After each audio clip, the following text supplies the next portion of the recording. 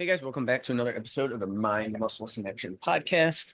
Today is a solo episode, and I have a topic I want to dive into. But first, before I dive into that topic, I do want to go over my free body recomp checklist. So if you are interested in improving your body composition, building muscle, losing body fat, and really doing it in a way that you don't have to feel terrible in the process, then this checklist is going to be for you. I dive into what body recomp is, the types of body recomp, and then how to actually do it. What are the most 10 important things? So if you're interested in that, the link to that is in the show notes. So with that out of the way, let's dive into today's topic. So I want to talk about metabolism. I want to talk about, you can take this from two lenses, but I want to take it, the main one I want to take it from is this kind of myth that you can hack your metabolism and like you can have this super high, like basically we can just continue to increase our metabolism and we have the super high total daily energy expenditure. And so what I want to talk about is I want to talk about why you can't do that, but I want to talk about how we can actually just optimize your metabolism because that's ultimately what we want to do. We want to optimize your metabolism to its full extent. But again, I see a problem of one, people thinking that they have a slow metabolism and they can't do anything about it.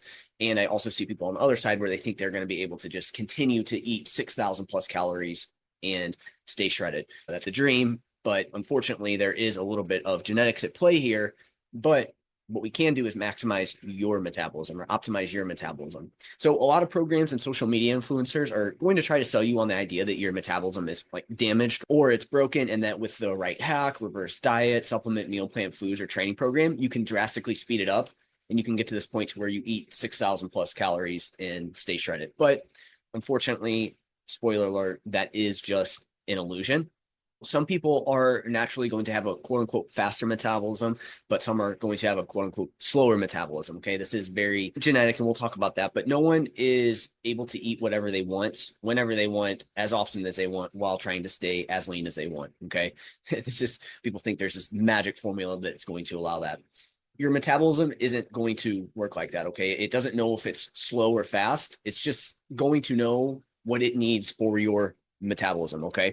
And it's fixed based on genetics and it just adapts to what you do to it. It is very adaptable. And I think that's something that a lot of people forget when they say that they have a slow metabolism or whatever that may be. It's usually just adapted to what it's done. But I think the big thing here is, again, we do have these constraints in terms of genetics, in terms of how high we can get it. And again, it's going to adapt to what you do. So when you're in an energy deficit, it will adapt down a bit, right? For some people, it adapts more. For some people, it adapts less. When you're in an energy surplus, some people's metabolism will adapt higher. And again, that's usually where you see people have these really high energy expenditures. And then for some people, it just doesn't adapt as much on the way up. And then there's some people that it adapts better to maintenance. And so you have this large range where it really likes to stay where it's at, and you really have to push it one or the other. And then for some people, their metabolism is just very sensitive to energy surpluses, energy deficits, and we have everything in between. But no matter how much you try to hack it, you still have to manage your food intake in today's modern environment. That's going to be the key thing here is I think people think that they can build it up to where they don't have to focus on anything and they can just have this perfect life where they're eating anything and everything they want and they're just going to stay lean. And that's not the case. In today's modern environment that's geared towards not a lot of movement and highly palatable, calorie dense, tasty foods, you're going to, if you don't have any sort of moderation and or again some sort of sacrifice somewhere along the lines, you're going to struggle. You're going to not be able to maintain that. So I think the big takeaway there is, again, whether you have a fast or slow metabolism, your body's going to adapt to that one way or the other, right? Somebody that has a faster metabolism, yes, they're going to be able to stay leaner. In a faster metabolism would be a higher total daily energy expenditure. And again, some people just naturally have that. There's some things that you can do to get it up, and that's what we're going to talk about today. But there are some people who just naturally, it's a bit slower. But here's the thing. It's going to be, if you have, say, quote unquote, faster metabolism, you're probably just going to have, your body's going to match that in terms of hunger, right? So it's, once it feels that like it's getting away from that, it may ramp up hunger, it may slow down hunger, right? And then same thing when it's slower, you may find that, again, it's just going to adapt hunger and its energy needs based on that. And so if it feels like it's low on energy, it's going to want you to eat more. If it feels like it's high on energy, it's going to send some signals to eat less. Now, in saying that, the signal of pushing weight up is a lot more quiet than the signal to push it down, right? Everybody's experienced that. It's a lot easier to gain weight than it is to lose weight. Now, again, there's some people that maybe you have a quote unquote faster metabolism where maybe it is a little bit tougher to gain weight, but for most people, they're going to fall more on like the maybe I would say medium to slower side. But again, we can optimize your metabolism. And then we just have to figure out what that looks like. So here's the truth. You're not just going to build your metabolism to the point where calories don't matter. Calories are still always going to matter. And again, there's not going to be this magical place that you get to where you can eat 10,000 calories a day and not gain weight. Next, your metabolism isn't damaged. It's just adaptive. Okay. So if you've been dieting for a long time or doing things suboptimally, and that's what we're going to hit on today, is how can we maximize our metabolism? It may slow down, but that doesn't mean it's permanently broken, right? So let's say, again, maybe your metabolism is a little bit slower. It's adapted to an energy deficit. The good news is once you start to consume more food, it will start to adapt back up. Even the leanest, fittest people you see online, they still manage portions, activity, or both. If you want to be lean and eat a lot, then we need to focus on our inputs, right? We need to have high activity levels. We need to have more muscle, right? We need good lifestyle habits. And then even within that, there's still going to be some limits. We still, like I said, can't get up to say 10,000 calories a day and not see any fat gain, stuff like that. But if you do want to max optimize your metabolism, there's going to be some work. You need to put some work into this. It's not just going to happen. All right. So let's talk about, instead of trying something that isn't doable in terms of just feeling like you can just, oh, hey, if you eat more calories, you'll be able to ramp up your metabolism. If you build more muscle, you're just going to ramp up your metabolism and you can eat as many calories as you want. Again, that's not doable. But what we can do is maximize and optimize our metabolism. So what this means is, what are some things we can do here? So this is how I help clients get in a position to where, so when we optimize our metabolism, one, you're going to be able to, you're just going to feel better. Your body's going to utilize the food you give it much better. And, you're going to be able to stay leaner, and you're going to be able to, if you want to get leaner, it can happen a little bit more efficiently. And we're just going to be a lower risk of any diseases long-term, right? So it's going to be good for longevity as well too. Now, there is some thought that you probably don't want to have the fastest metabolism in the world, as that may hurt longevity. But again, if we can optimize it, we'll be in a good spot there. Because like we said, you're not going to be able to get to this point to where you can burn 10,000 calories a day, at least in the long term. Again, you could do it in the short term if you're like doing a ton of activity, but that's not going to be sustainable long term. But again, let's talk about how we can maximize our metabolism here. So first, we want to prioritize sleep and circadian health. So poor sleep is going to disrupt appetite regulation. So you're going to be hungrier. You're going to want to eat more food, usually tasty processed snack type foods. It can impact your hormones. So when our hormones get impacted by, again, our inputs, because that's ultimately our input here in terms of our sleep and circadian health, our total daily energy expenditure, the amount of calories we burn throughout a day, can get impacted, right? So if testosterone's not in an optimal position, that can impact it. If sleep's not in a good spot, it can impact your thyroid. If that's not running in it's not in an optimal position, it can slow down your total daily energy expenditure. So you're not going to be able to increase that total daily energy expenditure as much as you want. And because of that, it can dysregulate your overall energy balance. You'll find that you start to consume more calories, and the calories you expend can go down, right? So you get this mismatch of now you're leaning towards closer to maintenance, or you're leaning towards closer to a surplus where you'll gain fat over time. So again, this is an input that most people overlook when they're trying to optimize their metabolism, is sleep and circadian health. So sleep is good quality sleep, but also getting at least 6 to 8 hours. Circadian health is, hey, we're lined up with our body's circadian rhythm. We're biasing more of our food towards earlier in the day versus later. Early in the day, we're getting more light. At night, we're getting less light. We're winding down at night, so that way we can get into good quality sleep. And we're making sure that's aligned with our body's natural circadian rhythm there. When that's in check and that's good, and we're getting good sleep, we're really going to put our body here in a position to want to thrive and really maximize its total daily energy expenditure. When that's off, you may see that come down a little bit, and you may see your total daily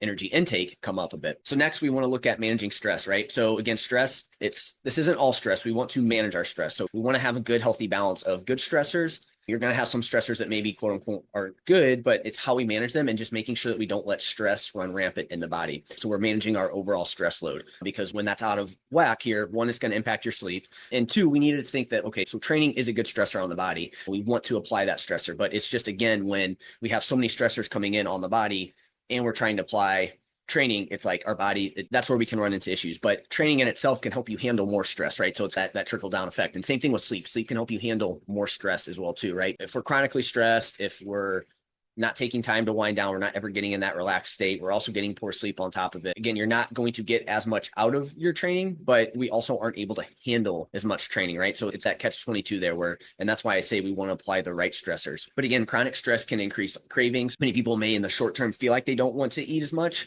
but in the long term, your food choices lean more towards more tasty type foods. Stress can impact digestion, and when digestion's off, if we don't have a healthy gut, that can impact many things as well too, right? You may not absorb all the nutrients that you need, and that can lead to now you're not getting all the vitamins and minerals you need, which can lead to issues downstream in terms of your total daily energy expenditure, right? If we're not getting all the nutrients we need to have our body in a good position, and it just prevents your body from functioning optimally. So again, it's not we need to decrease all stress. So we want to apply the right stressors, and we just need to manage our overall stress load there.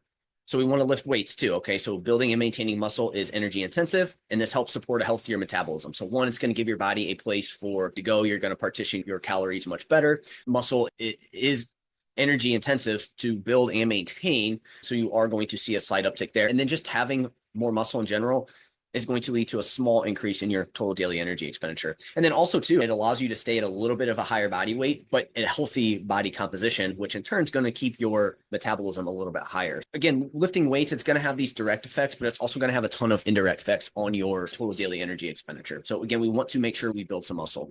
Eating enough protein, right? So this is going to help in multiple ways with our metabolism. One, protein is going to help you maintain and build muscle, which we just talked about the pros of that. It helps keep you full. So then you're not wanting to necessarily eat a ton of calories, which can help maximize the calories that you're bringing in.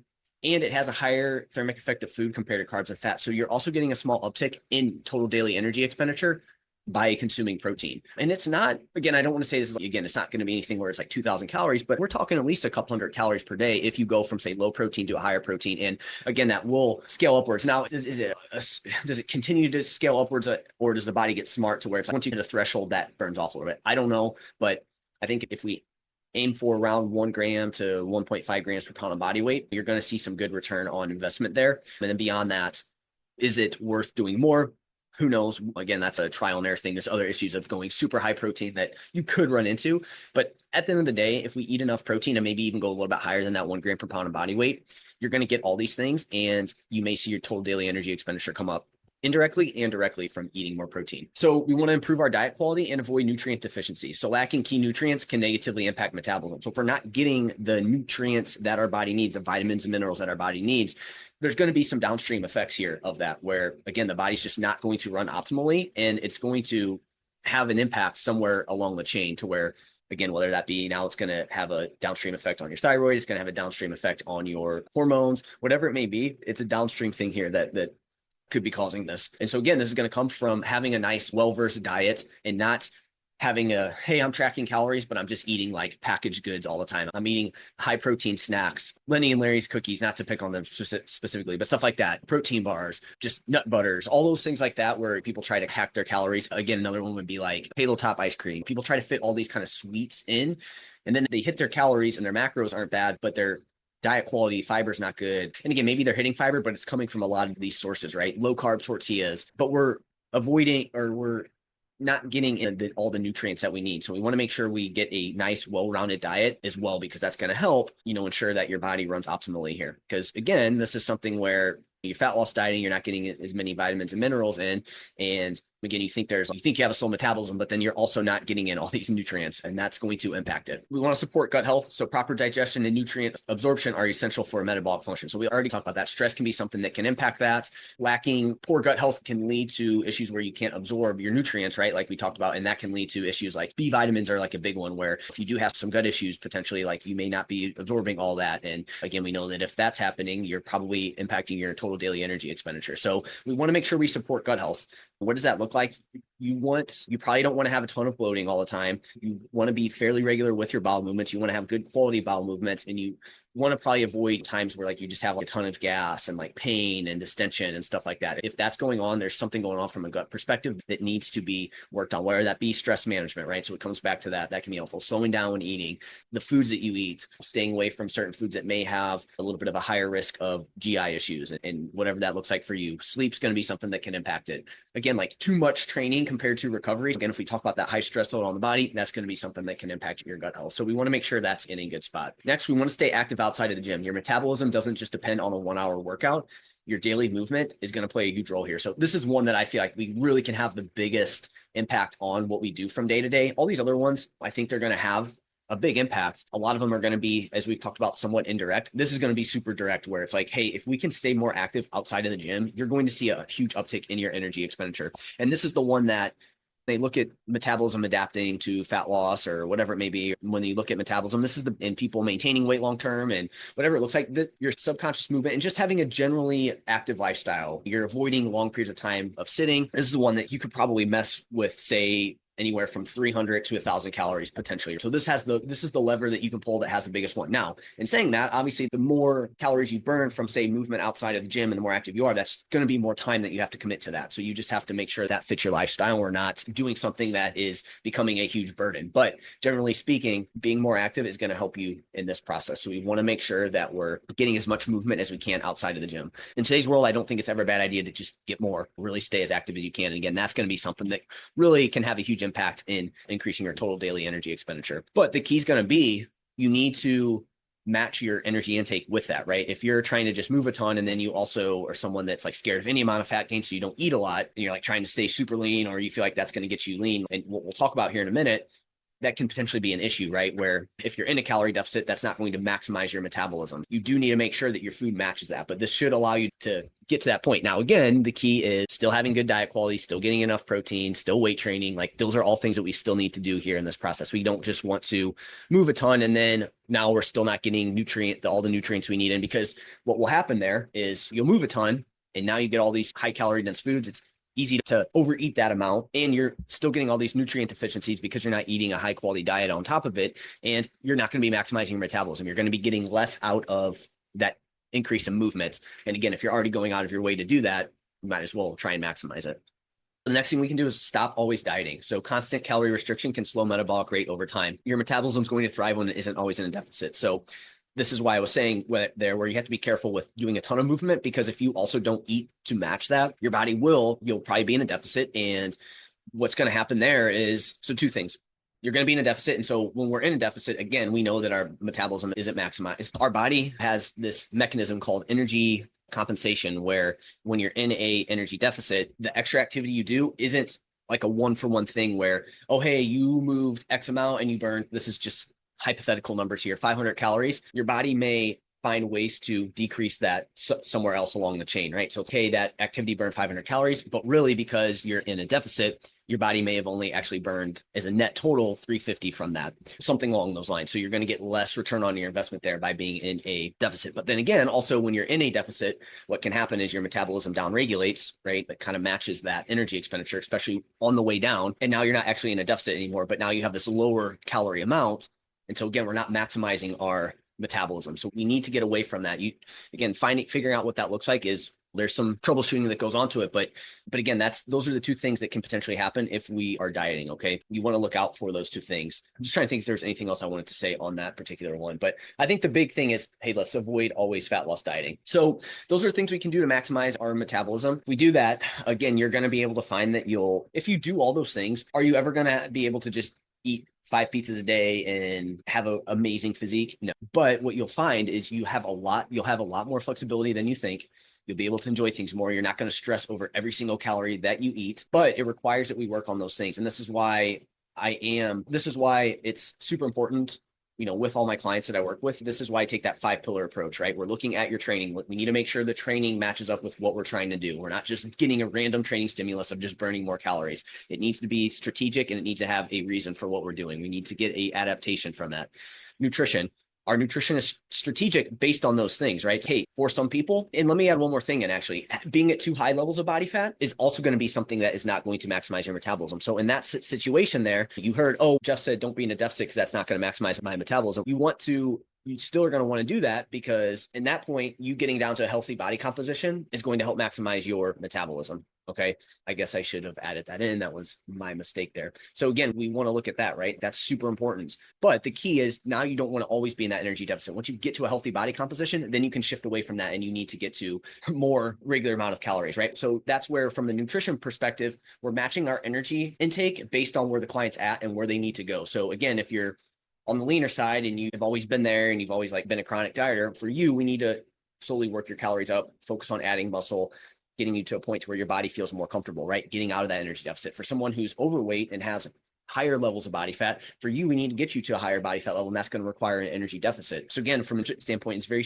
strategic based on what you need. And again, we're obviously going to be looking at other things of your protein, your meal timing to set you up to add lean body mass and muscle. And I don't want to say be shredded, but lose body fat and be able to maintain that body fat. So that's what we do on the nutrition. Then also, again, making sure that you're getting in enough diet or good diet quality, right? Getting in enough nutrients in the diet. So again, that could be strategic supplementation based on your blood work or again, common deficiencies that I see there. It's also, again, supporting gut health. We want our nutrition to support our gut health. So we're also looking into that and making sure that's in a good spot. From there, we have movement. I talked about how NEAT is a huge thing. So this is the third pillar of my body recomp and health coaching is movement. We need to make sure that, okay, we're training, but we also need to make sure we're staying active outside of the gym and developing a active lifestyle outside of the gym. So that's why that's important. And then 4, we have lifestyle optimization. So this is where we're looking into your stress. This is where we're looking into your sleep, your circadian rhythm, making sure that's in a good spot, your environment, right? Making sure those are all in line with what we talked about here today. And then mindset. Mindset's going to be key to making sure that's in a good spot because that's going to be the thing that if you have a poor mindset with all this, all or nothing thinking, you don't have a growth mindset, every little failure sets you back, it's going to impact all 4 of those things and you're not going to be able to maximize your metabolism. So to me, that's the key thing that I'm doing here is getting people to a healthy body composition, whatever that looks like for them. And then from there, we're trying to put those 5 pillars together to optimize their metabolism, not this arbitrary number of, oh, hey, you need to get up to a certain amount. We're maximizing your metabolism so you have that flexibility to 1, feel your best, look your best, and put your body in the best position to thrive, essentially is the best way I can say it. And again, have that flexibility from a nutrition standpoint to where you don't have to feel like you need to be on top of every single calorie all of the time there. So again, if we do those things, we will maximize our metabolism. So again, at the end of the day, your metabolism isn't broken. It just needs to be optimized, but you also won't get to the point where you can eat 6,000 calories a day and stay super lean. All you can do is focus on maximizing your metabolism. So hopefully you understand here now that, again, whether you think you have a slow metabolism, you're probably not maximizing your inputs to maximize it. But hopefully you also aren't in this thought process of, oh, hey, I can also get it up to this crazy number when that's not going to be the case. We can just maximize ours. So again, that's why we work on the 5 pillars of body recomp there. So that's it for this episode. Let me know if you have any questions on it. If you found this podcast to be helpful in any way, if you could leave a rating and review, that will help more people find it. Next, if you don't, give me a follow on Instagram, or if you haven't followed me there yet, follow me there, Jeff, HOEHN_. That's where I'm most active on social media. And then lastly, if you found this to be helpful in any way too, that's exactly what I talk about in my body recomp checklist. So make sure you grab that. Again, the link to that is in the show notes. And then lastly, if you feel like you need help on this specifically, we can set up a time to chat, free 30-minute strategy call. We'll dive into what you're looking to do, how we can bridge that gap, how we can get there. Link to that is in the show notes as well. That's it for now. Talk to you soon.